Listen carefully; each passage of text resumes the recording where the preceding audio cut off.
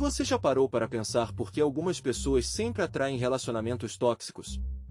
Por que outras sacrificam suas carreiras para agradar chefes abusivos? Por que há quem nunca consiga dizer não, mesmo quando está esgotado? A resposta pode estar em algo que aconteceu muito antes de você ter consciência disso. Um trauma infantil que moldou suas decisões adultas sem que você percebesse. Meu nome é Gabriel e eu sou especialista em comportamento humano e psicologia.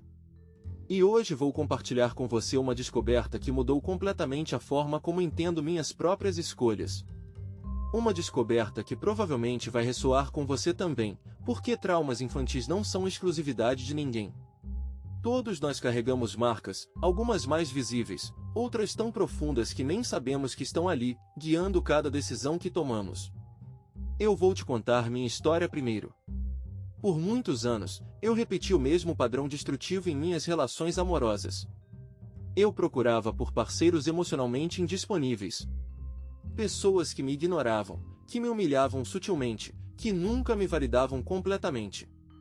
E você sabe o que é mais perturbador? Eu sabia que estava fazendo isso. Eu podia ver claramente o padrão, mas mesmo assim continuava repetindo. Era como estar preso em um labirinto onde eu mesmo desenho as paredes. Por anos eu culpei a mim mesmo. Pensava que era fraco, que não merecia melhor, que talvez houvesse algo fundamentalmente errado comigo. Mas quando comecei a explorar minha infância com mais profundidade, tudo começou a fazer sentido. Eu cresci em uma casa onde meu pai era emocionalmente distante. Ele trabalhava muito, e quando estava presente, era crítico. Minha mãe tentava compensar essa ausência, mas o dano já estava feito. Eu aprenderá que amor significava perseguição. Que valor significava ser útil. E que abandono era inevitável. Então, inconscientemente, eu buscava por homens que reproduzissem exatamente esse padrão. Era familiar. E o familiar, mesmo que prejudicial, nos atrai como uma moeda de uma máquina caça-níqueis. Viciante e destrutiva. Isso é uma verdade neurobiológica que a ciência finalmente começou a confirmar completamente nos últimos 10 anos. Quando você passa por uma experiência traumática na infância, seu cérebro literal, fisicamente, se reorganiza. Não é dramatização, é biologia pura. A amígdala, que é a central de processamento de emoções e medo do cérebro, fica hiperativa. O córtex pré-frontal, que é responsável pelo raciocínio lógico e pela tomada de decisão racional, fica hipoativo. O resultado é que você opera no mundo através de uma lente de sobrevivência, não através de uma lente de escolha consciente. Pense da seguinte forma. Imagina uma criança crescendo em um ambiente imprevisível e perigoso. Talvez haja abuso, talvez haja negligência, talvez haja apenas crítica constante. Esse cérebro em desenvolvimento passa a antecipar ameaças em tudo. Ele cria padrões de comportamento que naquela época, naquele contexto, faziam perfeito sentido. Se você ficava quieto e invisível, você não levava pancada. Se você era excessivamente prestativo, talvez ganhasse um crum de atenção. Se você colocava as necessidades dos outros antes das suas, pelo menos você tinha a ilusão de controle. Essas estratégias de sobrevivência salvaram você quando era criança. Elas foram adaptativas, inteligentes até. Mas aqui está o problema que a maioria das pessoas não consegue entender profundamente. Quando você chega à idade adulta, o mundo mudou radicalmente, mas seu sistema nervoso não recebeu o memorando. Seu corpo continua respondendo como se você ainda estivesse naquele ambiente perigoso. Você continua buscando por padrões que confirmem sua visão de mundo original. Tomemos um exemplo concreto e específico. Uma mulher que cresceu com um pai alcoólatra que tinha explosões de raiva impredizíveis. Ela aprenderá a ler o ambiente com precisão de radar. Sabia exatamente qual era o tom de voz dele, qual era seu humor antes de qualquer coisa acontecer. Ela se tornou a pacificadora, a que mantinha a paz em casa. Na idade adulta, essa mulher se encontrou em um casamento com um homem que bebe demais e tem um temperamento explosivo. E quando você pergunta para ela por que não sai, ela diz que o ama. Mas a realidade é mais complexa. Seu sistema nervoso está tão adaptado a gerenciar essa dinâmica perigosa que na verdade ela se sente mais segura nela do que em um relacionamento saudável e previsível. Porque previsibilidade significa perder o controle que ela desenvolveu. Ou pense em um homem que cresceu com uma mãe superprotetora e emocionalmente dependente dele. Ele aprenderá que seu valor vinha de cuidar das necessidades emocionais dela, de ser o terapeuta emocional da família. Na vida adulta, ele busca por mulheres que precisam ser resgatadas, consertadas, salvadas. Relacionamentos onde ele é sempre o que dá e nunca realmente recebe. Por que receber amor incondicional sem condições, sem ter que ganhar isso através de sacrifício, soa completamente estranho e até assustador. A neurociência explica especificamente por que isso acontece. Há um conceito chamado memória implícita, que é diferente de memória explícita. Você pode não lembrar conscientemente de detalhes específicos de seu trauma, mas seu corpo lembra. Seus padrões de comportamento lembram.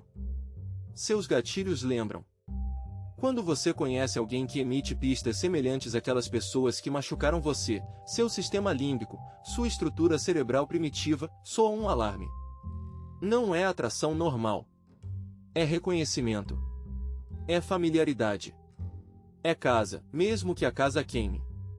Mas espera, tem mais. Existe também um conceito chamado compulsão de repetição, que é uma das descobertas mais importantes da psicanálise moderna. Basicamente, seu inconsciente tenta repetir cenários traumáticos porque em algum nível profundo, você ainda está tentando mudar o resultado.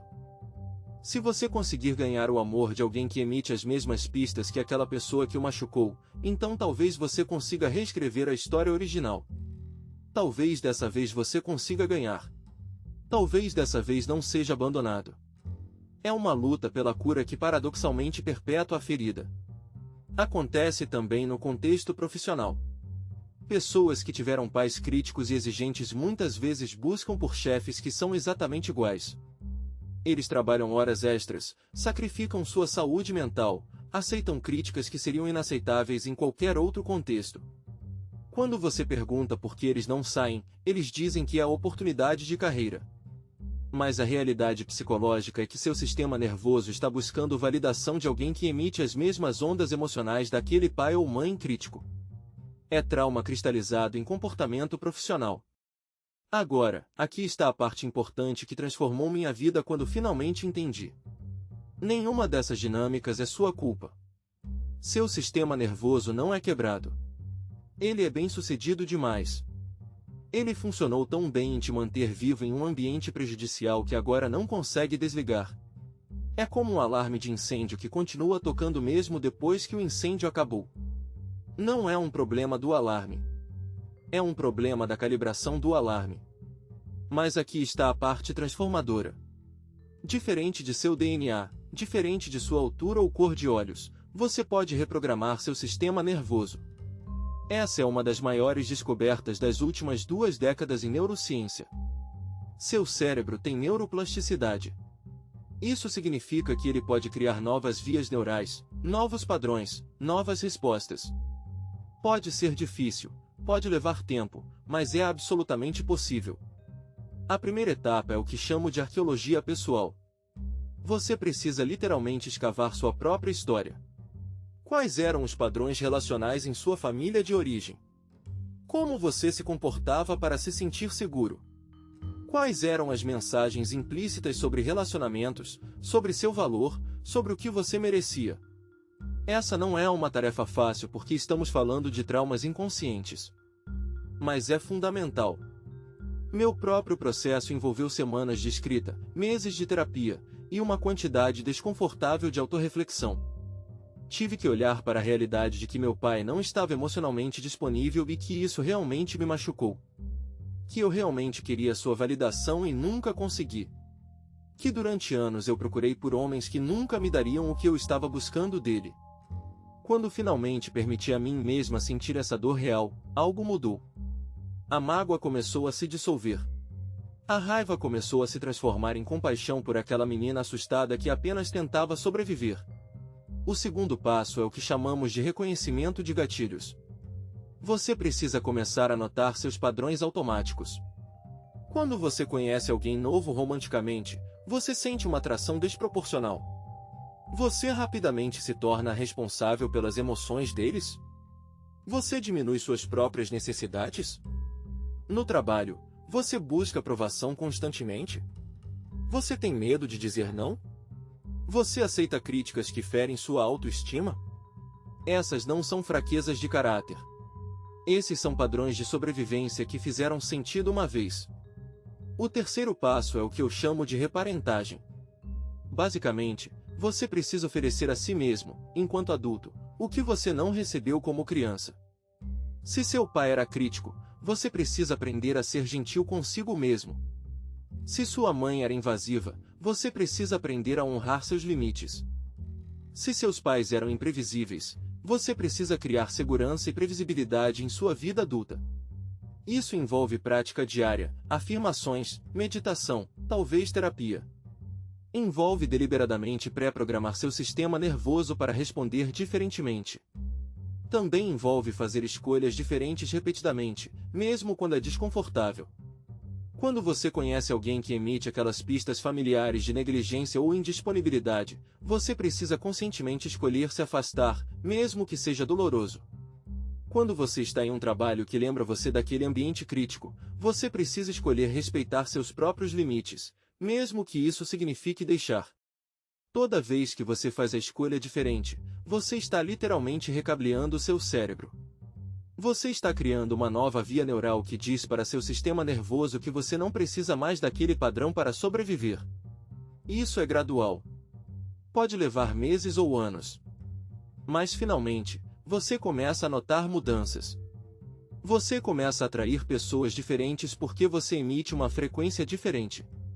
Pessoas saudáveis conseguem sentir quando alguém estabeleceu limites e tem autoestima genuína. Pessoas prejudiciais conseguem sentir isso também e naturalmente se afastam porque você não oferece mais a vulnerabilidade que eles precisam explorar.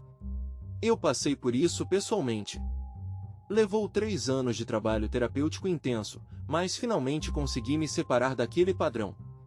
Meu relacionamento atual é completamente diferente. É seguro, é estável, é baseado em reciprocidade real. E o mais interessante? Às vezes ainda soa chato para mim. Porque o familiar é tóxico, mas o tóxico ainda é familiar. Então meu cérebro ocasionalmente tenta me puxar de volta. Mas agora eu reconheço quando está acontecendo. Agora eu tenho as ferramentas para escolher diferentemente. Você provavelmente está reconhecendo seus próprios padrões agora, enquanto escuta isso.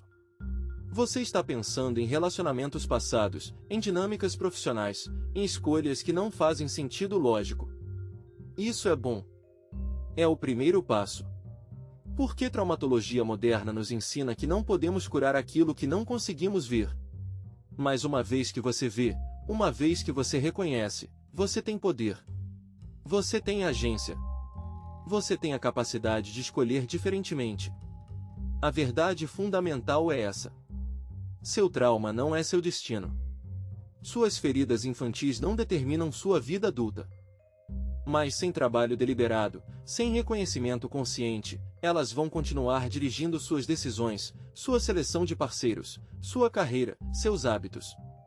Elas vão continuar se replicando através de seus comportamentos até que você finalmente decida parar o ciclo. Essa é uma escolha que apenas você pode fazer. Ninguém pode fazer isso por você. Seu terapeuta não pode. Seu parceiro não pode. Seus pais não podem. Apenas você pode olhar para o espelho e dizer: a partir de agora, eu vou honrar minhas próprias necessidades. A partir de agora, eu vou reconhecer meus padrões. A partir de agora, eu vou fazer a escolha diferente, mesmo que seja desconfortável. A partir de agora, eu vou reclamar minha própria vida. Essa jornada é a jornada mais importante que você pode fazer. Porque quando você cura seus próprios padrões, você não apenas transforma sua vida, você transforma gerações. Você quebra o ciclo. Os filhos que você pode vir a ter não herdarão o mesmo trauma que você herdou. Seus relacionamentos não perpetuarão as mesmas dinâmicas que você observou. Você se torna a pessoa que interrompe a linhagem de dor. Agora quero saber de você. Qual é o padrão que você reconheceu em si mesmo ao escutar isso? Em qual área da sua vida você percebe que está repetindo uma dinâmica que não funciona? Deixa nos comentários. Porque essa conversa só fica mais profunda quando você compartilha sua própria verdade. E às vezes, saber que outras pessoas estão em jornadas semelhantes é exatamente o que você precisa para começar a sua.